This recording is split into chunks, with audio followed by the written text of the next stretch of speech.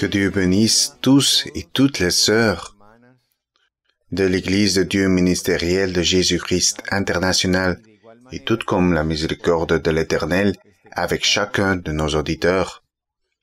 Nous allons honorer, bénir et exalter le nom de notre Dieu avec cette méditation qui a le titre « Le Seigneur vous accordera les souhaits de votre cœur ». Nous allons lire dans le livre des psaumes, dans le psaume 37. Les psaumes, ce sont des chants spirituels et des poèmes inspirés par Dieu. Quand nous lisions le livre des psaumes, nous voyons la biographie de notre Seigneur Jésus-Christ. En plus, le livre des psaumes encourage nos cœurs, parce que nous voyons la communion directe que le Seigneur avait avec le Père éternel, où le Seigneur le louait, où il également priait et le Père l'écoutait.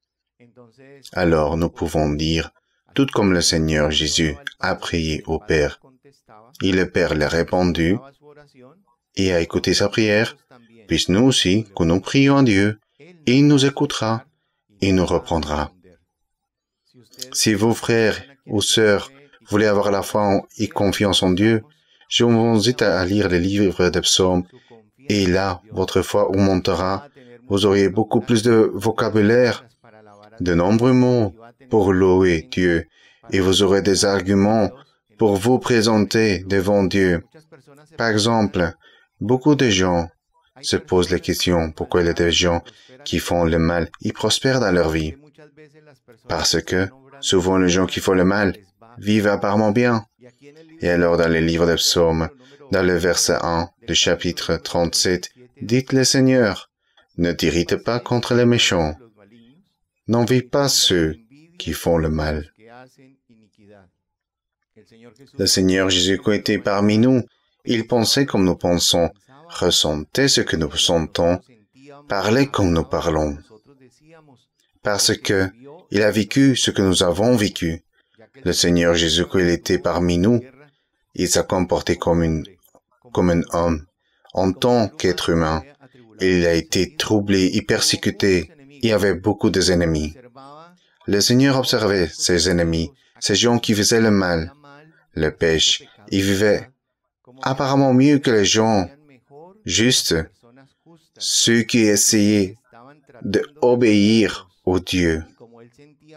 Et comme il a senti notre angoisse, il sentait notre impatience, parce que les gens qui vivaient mal vivaient mieux que ceux qui luttaient pour plaire à Dieu.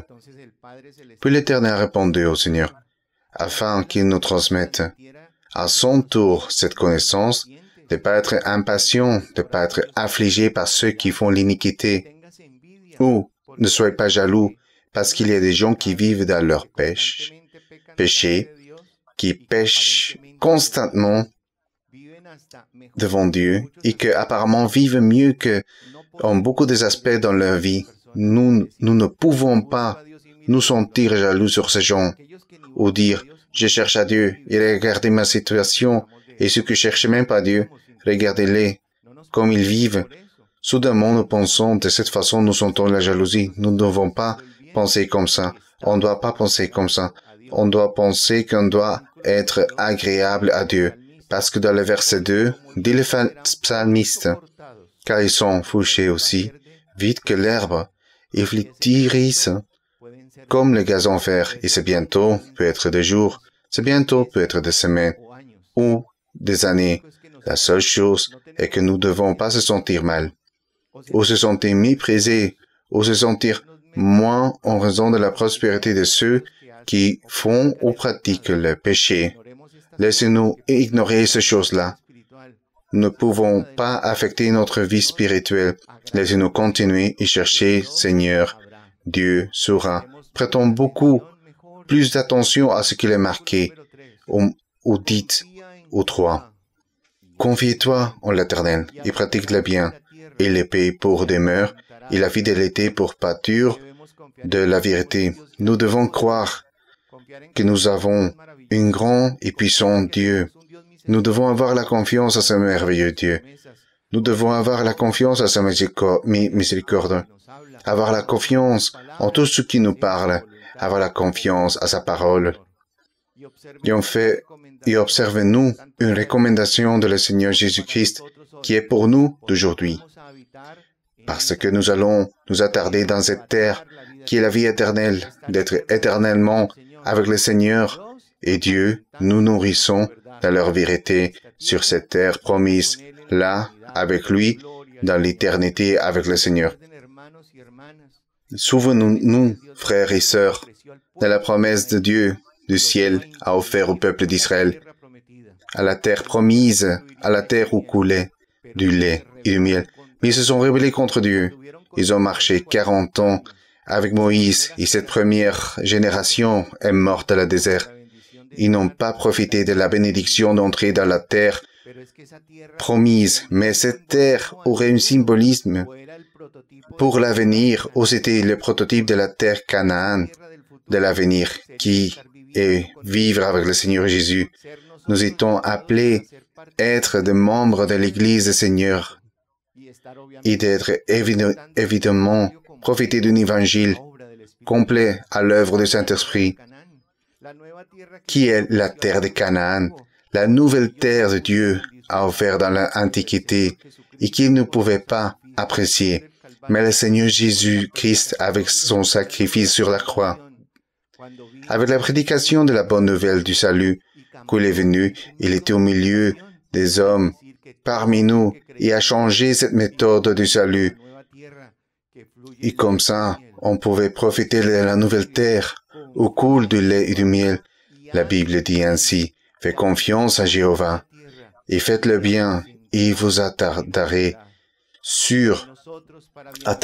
sur la terre, et vous nourrirez de la vérité d'aujourd'hui. Pour nous, bonheur, donner honneur et gloire à notre Dieu, parce que le Saint-Esprit est notre réconfort.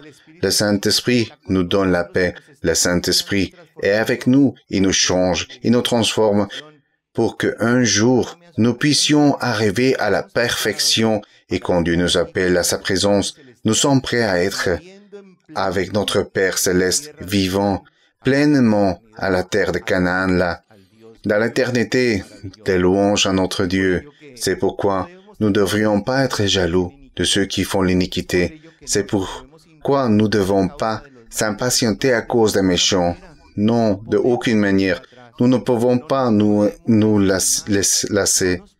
Nous ne pouvons pas nous fatiguer, même si on a 10, 15 ou plus d'années, parce que vivre avec Dieu est la plus grande chose. Le plus grand don, c'est vivre dans le Seigneur, suivant la voie de Dieu, parce que le frère, l'évangile, c'est pas tribulation, l'évangile, c'est pas d'amertume.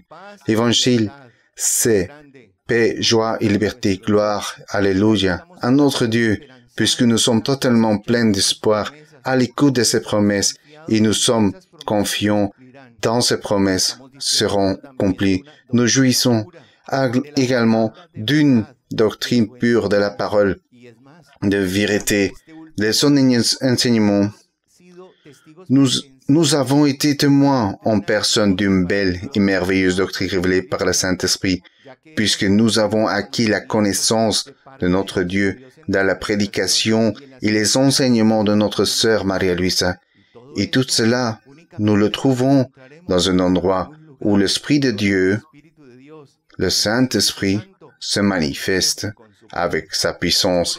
C'est pourquoi nous ne pouvons pas nous rendre, mais nous devons continuer à marcher à la recherche de cette nouvelle terre, parce que le Seigneur l'a dit. Celui qui a confiance en lui, qui accepte l'établi par Dieu, s'attardera sur cette terre. Alors nous ne devons pas nous arrêter et regarder les gens qui commettent des péchés, qui déplaisent à Dieu. Nous devons avoir la confiance en Dieu. Regardons-nous, le Seigneur, qui faisons le bien. C'est quoi faire le bien? C'est pas justement faire une faveur. Faire le bien n'est pas seulement donner un cadeau, par exemple. Faire le bien, c'est pas pécher. De ne commettons aucun péché. Il y a des péchés visibles et des péchés invisibles qui sont dans le cœur. parce que nous commettons de péchés, nous faisons pas le bien. Le plus merveilleux, qu'on fait le bien, nous allons habiter sur la terre promise, marchant par la main de notre Dieu, avec le garde à le salut et la vie éternelle. Au verset 3, il est dit, « Et vous nourrissez de la vérité, parce que notre Seigneur Jésus-Christ est notre berger divin. Il nous présente la manifestation du Saint-Esprit avec des miracles, avec des guérissons, avec la paix, avec les prophéties, avec les bénédictions, avec la joie. Il nous garde, il nous protège. Le Seigneur nous nourrit de toute la doctrine qui nous relève par le Saint-Esprit. Avec tout son enseignement, il nous nourrit à marcher à la recherche de la droiture partout. Nous arrosons à la recherche de l'intégrité, à la recherche de la justice, à la recherche de la perfection. Il y a une merveilleuse promesse pour ceux qui font le bien et ont confiance en Dieu. Au verset 4, dites, « Fais de l'Éternel tes délices. Il te donnera ce que ton cœur désire. » Et qu'est-ce que c'est réjouir notre Dieu? C'est méditer constamment sur le Seigneur dans notre vie quotidienne, dans notre cœur, dans nos âmes, de la même manière que nous admirons toujours Dieu pour tout ce qu'il fait.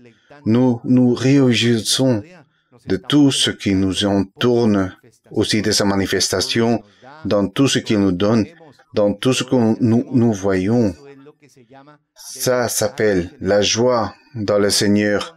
Et plus quand nous arrivons dans une louange, quand nous entendons une étude biblique, quand nous prions le Seigneur, qu'on lise la Bible, quand nous recevons le don spirituel, lorsque nous adorons le Seigneur, parce que nous allons profiter d'un Éden, d'un paradis de promesses que lui ont d'abord été données au Seigneur Jésus-Christ. Mais par la voix de ses enfants et les enfants du Christ, à ses croyants, à l'Église, comment grand et combien le Seigneur merveilleux, et quand nous régalons dans le Seigneur, nous faisons ce qu'il veut. Nous nous détournons du mal, nous sommes fidèles au Seigneur, nous lui obéissons, nous le croyons, et puis vient la chose plus merveilleuse, qu'il nous donne les souhaits de nos cœurs. Et ça, c'est le titre de la méditation. Le Seigneur vous accordera les souhaits de votre cœur, les souhaits qui nous conviennent, ces souhaits qui sont la volonté de Dieu. C'est que le Seigneur répond, il nous donne les souhaits de nos cœurs. Tout ça, quand nous sommes à jour avec le Seigneur, et s'ils sont selon son but, et s'il vous manquer quelque chose, il faut que on analyse notre situation pour voir ce qui nous manque, ce qui se passe parce que tout à coup, il nous fait une promesse Dieu, et Dieu, il ne ment pas. Et on doit demander à Dieu qu'il nous montre c'est quoi l'empêchement pour pas avoir reçu cette promesse. Le Seigneur vous accordera les souhaits de votre cœur et quand il remplira les souhaits de mon cœur. Puisqu'il me donne les souhaits, qu'est-ce que je dois faire? Je ne dois pas avoir l'envie de ceux qui font l'iniquité ni m'impatienter à cause des méchants, mais plutôt faire le bien et la joie dans le Seigneur, c'est merveilleux. C'est la plus grande promesse, verset 5. Recommande ton sort à l'Éternel, mets en lui ta confiance et lui agira, il fera, il se manifestera, il fera sa volonté, il fera le miracle, il fera des guérisons, il fera beaucoup de choses dans notre vie. Il va transformer le cœur de son bien-aimé, il bénira ses enfants, il se manifestera dans le matériel, dans l'œuvre et dans le professionnel des louanges à notre Dieu. Confiez à Dieu votre chemin et la confiance en lui, et lui fera. Il se manifestera dans votre vie Il vous donnera d'abondance. Il va vous donner des bénédictions matérielles spirituelles. Avec Dieu, rien ne nous manquera pas du tout. Mais nous devons tenir compte au verset 7. Dès qu'il dit se taire devant le Seigneur et attend en lui de ne pas être modifié à cause de celui qui prospère sur son chemin. Pour l'homme qui fait le mal, quitte la colère et jette la colère, ne vous excite en aucune façon de faire le mal. Et le Seigneur réitère que nous ne manquerons rien parce que dans le verset 18, l'Éternel connaît le jour des hommes intègres. C'est-à-dire que le Seigneur sait chaque instant de notre vie, nos levées, notre repos. Il le sait absolument tout. Nous devons chercher la sainteté, la perfection. Ceux qui sont parfaits, ce sont ceux qui sont appelés par le Seigneur, les disciples, les croyants, ceux qui s'efforcent de faire le bien, ceux qui ne péchent pas, ceux qui font la volonté de Dieu et ceux qui cherchent la perfection.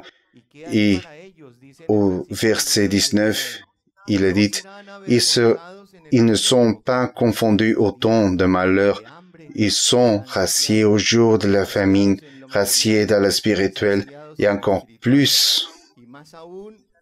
Cet bel enseignement est confirmé au verset 25.